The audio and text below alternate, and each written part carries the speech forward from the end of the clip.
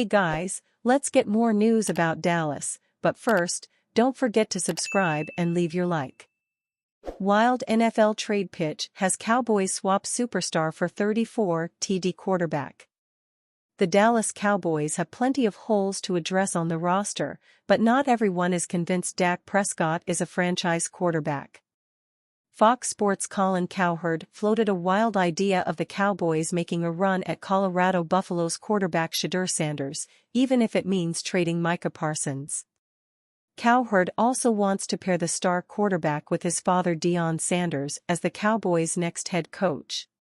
I'm here to tell you, if I was the Dallas Cowboys, I don't care about Dak's new contract, Cowherd explained on a November 19, 2024, episode of The Herd. I would go get Deion Sanders, and I would pick Shedeur Sanders. If I had to give up Micah Parsons and 3 first-round picks, I would do it. You do not get out of bankruptcy putting $13 a month into your 401k.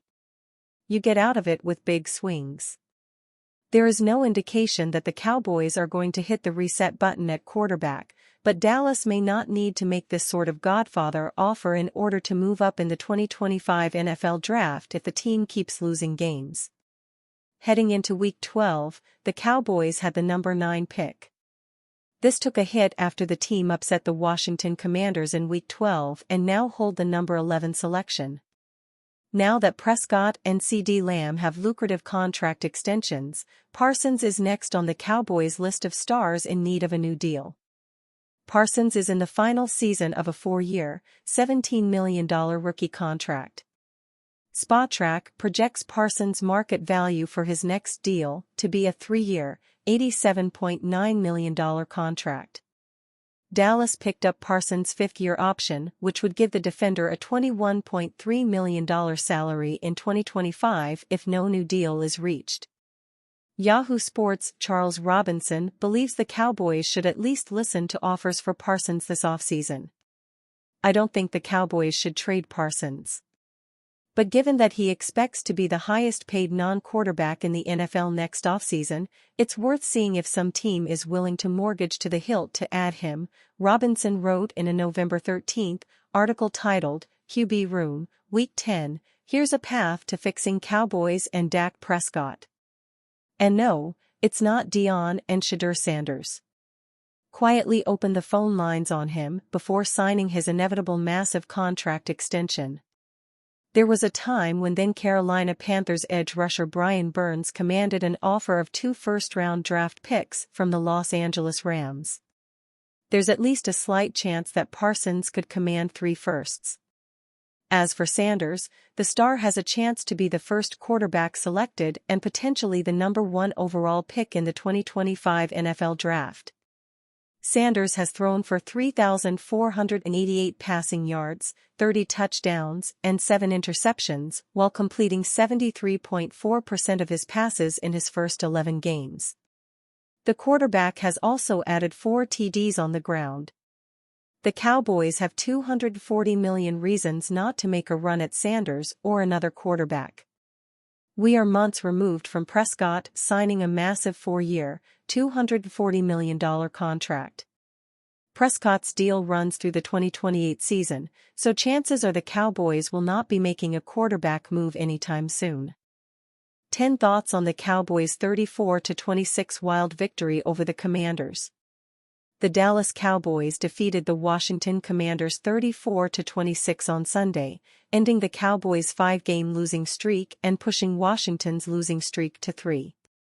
It was low-scoring at first, but then things suddenly changed at the witching hour. It was a roller coaster of emotions as the back and forth was a different game script than we have grown accustomed to this season. Here are 10 thoughts on this unexpected Cowboys victory. 1. Total madness. It's hard to explain what we witnessed.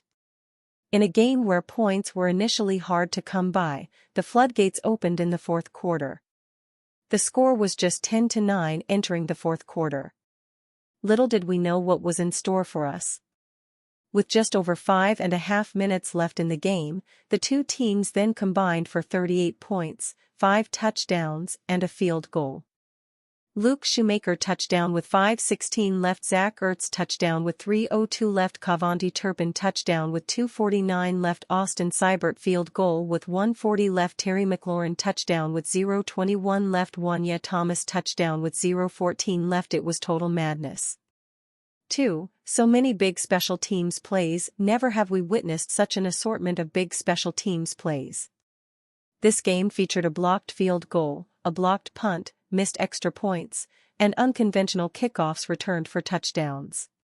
The Cowboys were on the wrong end of the plays early as both the blocks came against them, but their luck turned around with 2 late kickoff returns for a touchdown. First, Cavante Turpin, who initially fumbled the kickoff, put on a nice Madden-like spin move and returned it 99 yards for the touchdown. Wanya Thomas added another touchdown when he jumped an onside kick and took it to the house, although he would have been better served to just go down. But hey, at that point, who cares anymore? 3. Brandon Aubrey's FedEx jinx. We all remember how rookie kicker Brandon Aubrey entered the season finale a perfect 35-35 in field goals last year. All he needed to do was to make it through one more game to wrap a bow on a perfect rookie season. Alas, it was not to be. Oddly enough, Aubrey's first career miss came when the commander snuck through the left side and blocked it. Just like that, he was perfect no more. The bad luck continued as his next kick doinked off the goalpost. Aubrey returned to the scene of the crime only to have the same sequence occur. A blocked kick followed by a doink of the goalpost. He even kicked a worm burner that didn't make it to the landing zone, giving the Commanders the ball at the 40-yard line.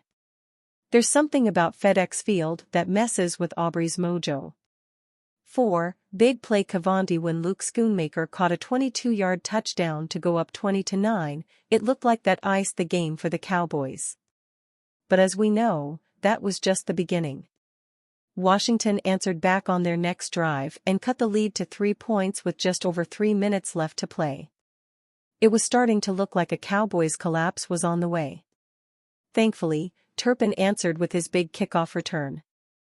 It was the second straight week that the Cowboys have had a touchdown of 60-plus yards, and both came from Turpin. 5. Total breakdown. After the Turpin touchdown, the game was for all intents and purposes over. But no. The Cowboys had to make things exciting. On the very next play from scrimmage, Jaden Daniels hit McLaurin for an 86-yard touchdown where Cowboys defenders took terrible angles and didn't even touch him. It was even more pathetic than the end-of-half play from Tyreek Hill and the Kansas City Chiefs back in 2017.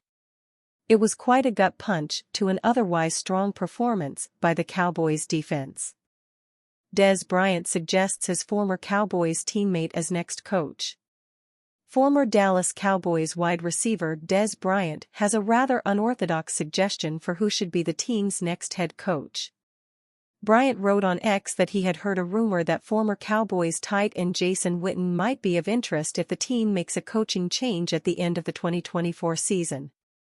The former wide receiver was enthusiastic about the possibility. It is not clear where Bryant heard this so-called rumor. Cowboys owner Jerry Jones did say in an interview last week that Witten has what it takes to be a successful NFL head coach, and even compared the former tight end to Lions coach Dan Campbell. Jones did not seem to be suggesting that Witten might be in the mix as a Cowboys coaching candidate in the immediate future. After an ill-fated stint as an ESPN commentator, Witten has been the head coach at Liberty Christian School in the Dallas suburbs. Witten has them at 10-1 this year and has found success in the role. If the Cowboys make a change, they probably aren't going to be turning to someone with no coaching experience beyond the high school level, no matter how badly Bryant might want them to. And you, fan? What do you think of the situation of Jason Witten? Leave your opinion in the comments.